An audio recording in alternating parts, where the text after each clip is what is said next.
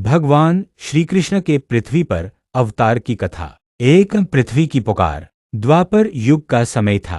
पृथ्वी माता पाप, हिंसा और अधर्म से बोझिल हो चुकी थी। कंस, जरासंध, शिशुपाल और अन्य राक्षसी प्रवृत्ति के राजा साधु संतों को सताते, धर्म का नाश करते और निर्दोष लोगों की हत्या करते थे। पृथ्वी माता गौ के रूप में ब्रह्मा जी के पास पहुंची और बोली, हे प्रभु, मैं पाप और अत्याचार से भर गई हूँ, मुझे मुक्ति दिलाइए। ब्रह्मा जी ने देवताओं को साथ लेकर क्षीर सागर में जाकर भगवान विष्णु का ध्यान किया। भगवान विष्णु प्रकट हुए और बोले, अधर्म बढ़ने पर मैं स्वयं अवतरित होता हूँ।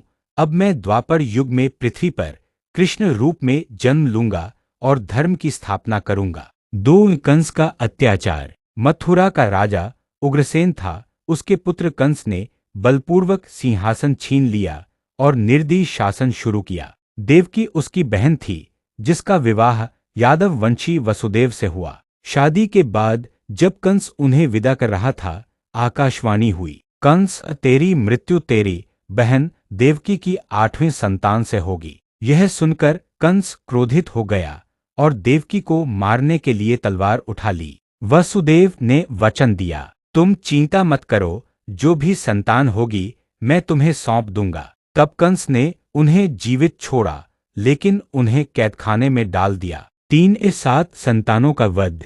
देवकी और वसुदेव की 6 संतानें हुईं, जिन्हें कंस ने निर्दयता से मार डाला।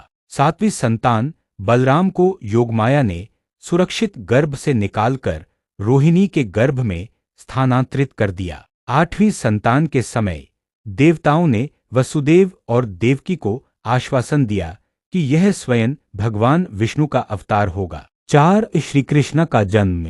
श्रावण मास की अष्टमी की रात, भाद्रपद कृष्ण पक्ष में, गगन में बादल छाए थे, मूसलधार बारिश हो रही थी। आधी रात को भगवान ने 4 भुजाओं, शंख, चक्र, गदा और पद्म के साथ प्रकट होकर माता पिता को दर्शन दिए और कहा, अब मैं बाल रूप में रहूंगा, मुझे गोकुल में यशोदा और नंद बाबा के पास पहुंचा दो। 5 कंस से बचाकर गोकुल पहुंचना। चमत्कार हुआ, जेल के ताले अपने आप खुल गए, पहरेदार सो गए, यमुना का जल रास्ता देने को हट गया। वसुदेव ने शिशु कृष्ण को टोकरी में रखा और गोकुल पहुंचे। वहां यशोदा के पास नवजात कन्या थी। वसुदेव ने अदला बदली कर दी और कृष्ण को गोकुल में छोड़कर वापस मथुरा लौट आए। कंस ने कन्या को मारने की कोशिश की, लेकिन वह देवी योगमाया के रूप में आकाश में प्रकट होकर बोली, अरे मूर्ख, तेरा काल कहीं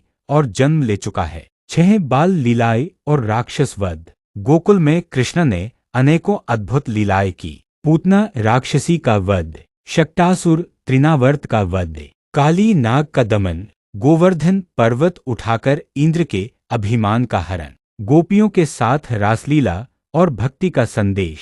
7 कंसवध। जब कृष्ण और बलराम बड़े हुए, उन्होंने मथुरा जाकर कंस को अखाड़े में पराजित कर उसका वध किया। उग्रसेन को पुनः सिंहासन पर बैठाया और मथुरा को अत्याचार से मुक्त किया। 8 महाभारत और गीता उपदेश।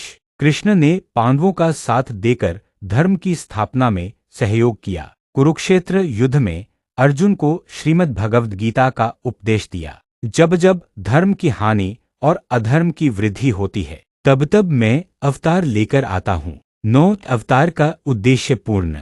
अपने जीवन भर भगवान श्री कृष्ण ने भक्तों की रक्षा, दुष्टों का नाश, प्रेम और भक्ति का प्रचार, धर्म की स्थापना, इन सब उद्देश्यों को पूरा किया। उनका अवतार केवल युद्ध के लिए नहीं, बल्कि मानव समाज में प्रेम, करुणा, न्याय और भक्ति की ज्योति फैलाने के लिए था। वीडियो पसंद आए तो लाइक करें, चैनल को सब्सक्राइब करें और शेयर करना न भूलें। जय श्री कृष्ण।